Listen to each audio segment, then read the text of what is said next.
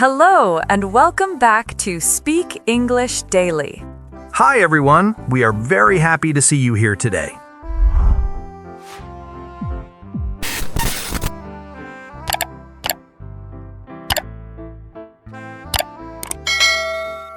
Hello everyone, and welcome back to Speak English Daily. If you've been learning with us for a while, you probably know we've already made 2 podcast episodes about English idioms. Many of you told us those lessons helped you understand real English much better. If you haven't listened to them yet, don't worry. Today's episode is completely new. Before we begin, please like this episode, subscribe to the channel, and share it with another English learner. Mike, what are we learning today? Today, we're learning 13 useful English idioms that native speakers use in everyday conversations. We'll explain what each idiom means, when people use it, and how you can use it naturally too. Before we begin with our first idiom, let's answer a simple question. What is an idiom? An idiom is a group of words with a special meaning. You can't understand it by translating every single word. Instead, you need to learn the whole expression. Think of it as one complete phrase. That's an important point. Many English learners read an idiom word by word and become confused because the real meaning is completely different. That's true. Once you learn the meaning and hear it in different situations, it becomes much easier to remember. Great. Let's begin with our first idiom, break the ice. Mike, does this mean breaking real ice? Not at all. If you say break the ice, you mean starting a conversation or helping people feel comfortable when they first meet. So we use it when people feel shy or a little nervous? That's right. Imagine the first day at school, a work meeting, or a party where nobody knows each other. Someone tells a funny story or asks a friendly question. That person helps break the ice. Let's hear a few examples. Sure. Our teacher played a game to break the ice on the first day of class. I smiled and introduced myself to break the ice. Tom asked everyone about their hobbies to break the ice before the meeting. Those are simple and easy to understand. Remember, don't imagine someone breaking frozen water. Think about making people feel relaxed. That's the idea. Now, let's learn our second idiom, piece of cake. This one sounds delicious, but it isn't really about food. You're right. Piece of cake means something is very easy to do. When do people usually say it? Usually after finishing an easy task or when they believe something won't be difficult. Can you give us some examples? Of course. The math quiz was a piece of cake. Learning this recipe was a piece of cake. After practicing every day, the English test was a piece of cake. Is there any time we shouldn't use this idiom? Yes, if another person is struggling with something, saying, "It's a piece of cake," may sound rude. Use it only when it fits the situation or when you're talking about your own experience. Before we finish today, here's a quick practice. Which idiom would you use if you start talking to a new classmate for the first time? And which idiom would you use after an easy homework assignment? Think about your answers and try using both idioms in your own sentences today. Practice is the fastest way to remember them. I hope you enjoyed those first 2 idioms. Now we're moving on to 2 more expressions that you'll hear in everyday English. Before we begin, we'd love to hear from you. Which idiom have you used before, or which one do you want to start using after today's lesson? Tell us in the comments because we always enjoy reading your answers.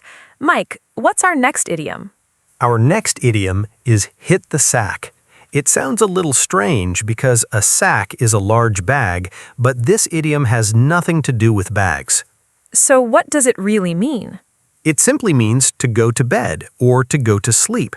It's an informal expression that friends and family often use. So instead of saying, "I'm going to bed," I could say, "I'm going to hit the sack"? That's right. Both sentences are correct. Go to bed is the normal expression, while hit the sack sounds more casual and conversational. Let's hear a few examples. Sure. I have an early meeting tomorrow, so I'm going to hit the sack.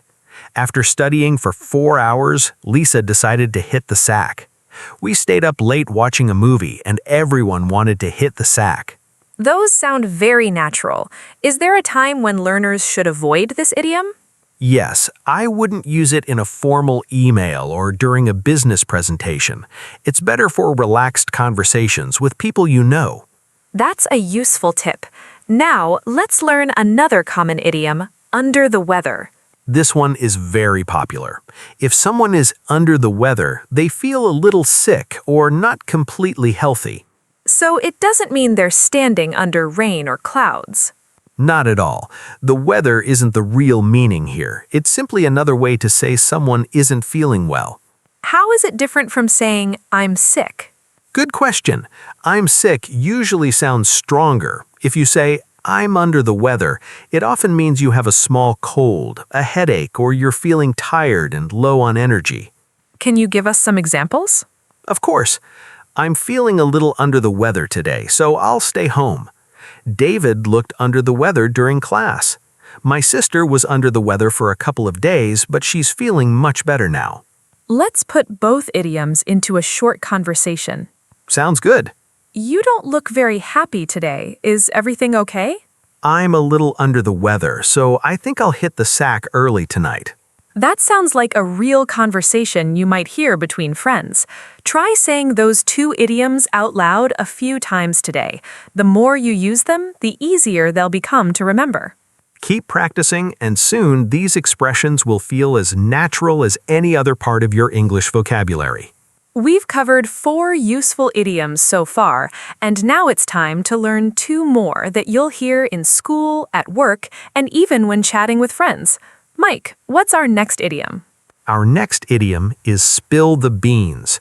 It has nothing to do with dropping food on the floor. It means to reveal a secret or share information that was supposed to stay private. So if someone tells a surprise before the right time, we can say they spilled the beans.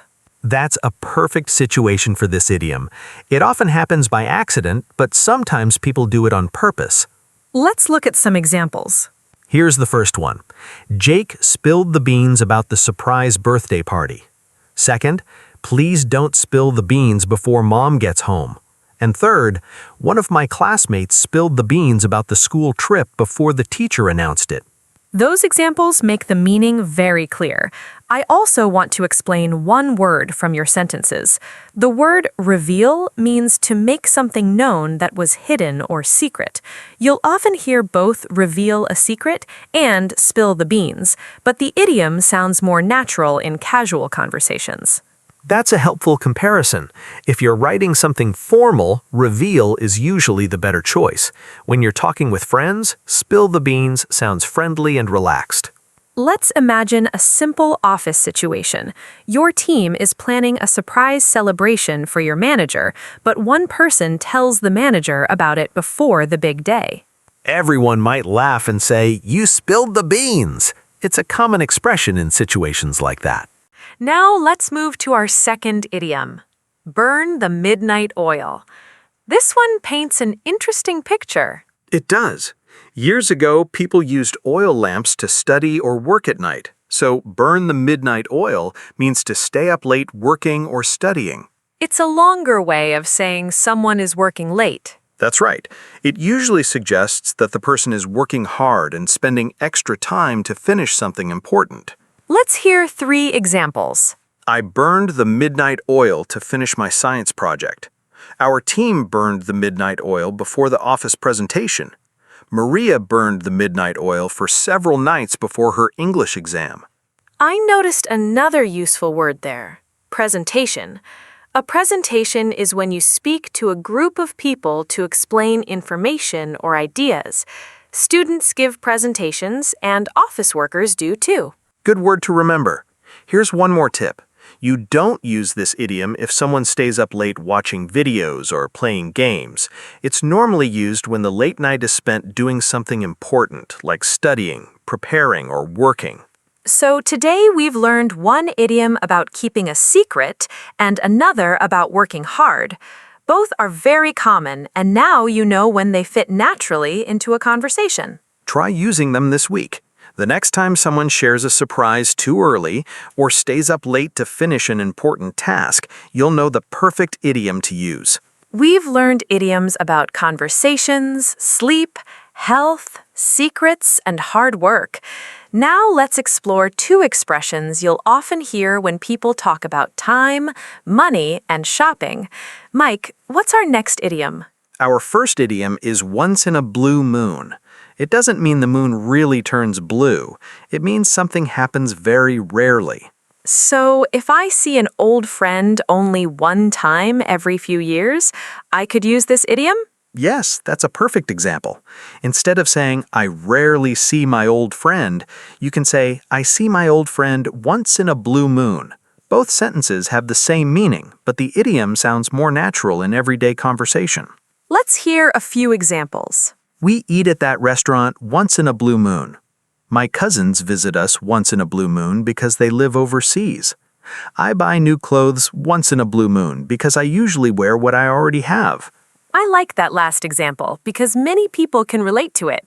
Here's another one.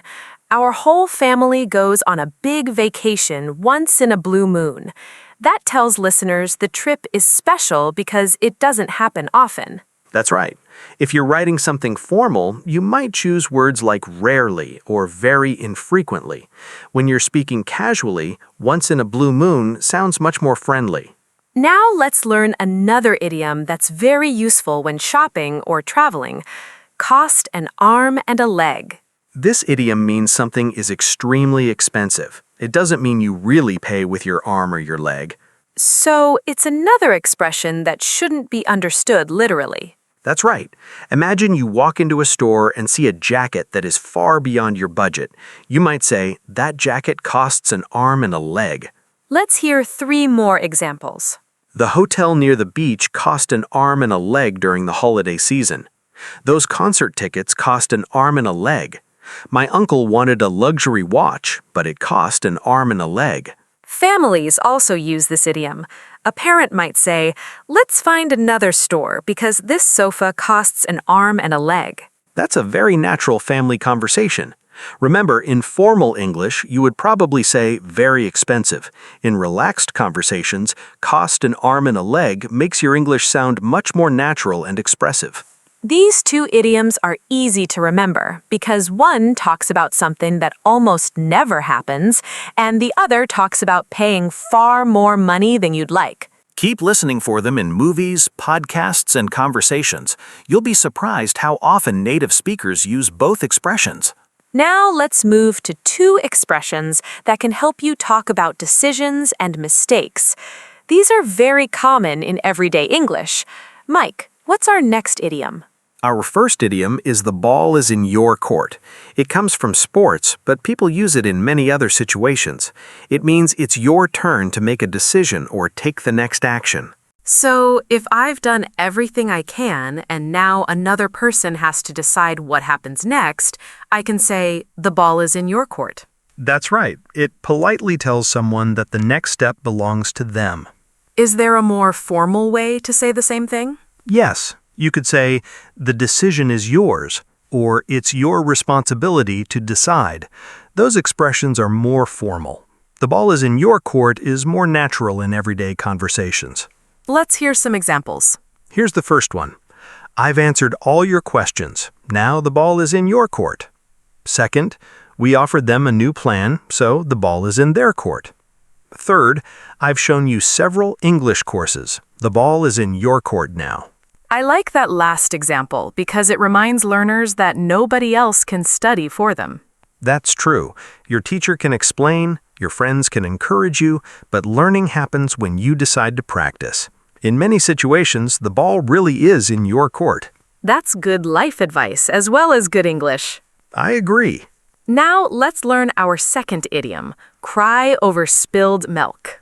This idiom means to keep feeling upset about something that has already happened and cannot be changed. So it teaches us to stop looking at the past and focus on what we can do now. That's the idea. Everyone makes mistakes, but spending too much time worrying about them doesn't solve the problem. Let's hear a few examples. I missed the bus, but there's no use crying over spilled milk. I made a mistake on the test, but I won't cry over spilled milk. I'll study harder next time. We forgot our umbrellas, but there's no point crying over spilled milk.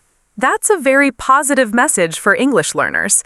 Sometimes people make mistakes while speaking English and become embarrassed. That happens to everyone. Instead of crying over spilled milk, learn from the mistake and keep speaking.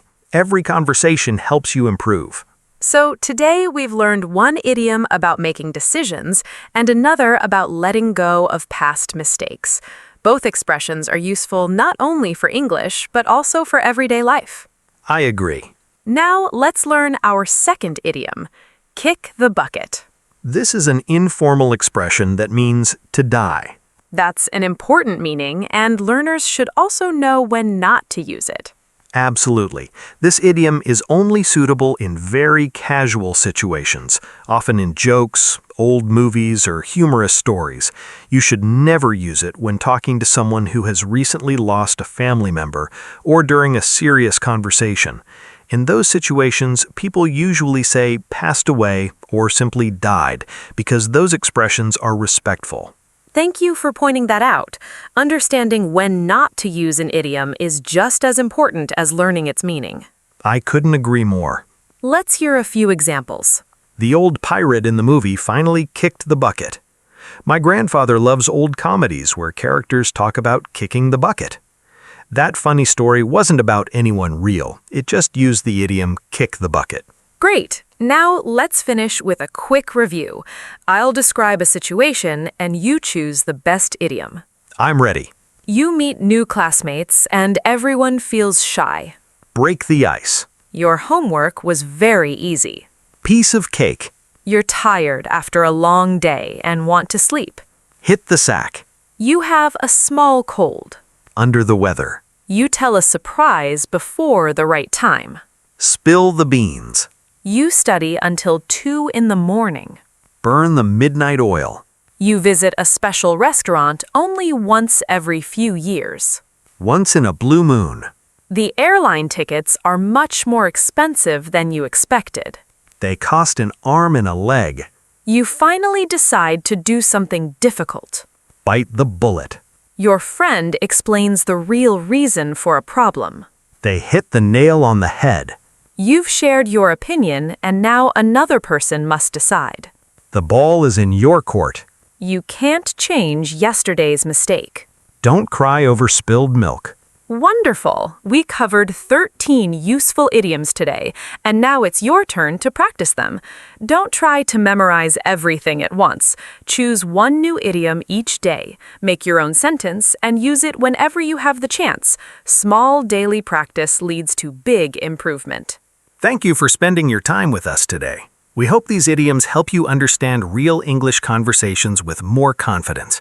Keep listening, keep speaking, and most importantly, keep enjoying your English learning journey. We'll see you in the next episode.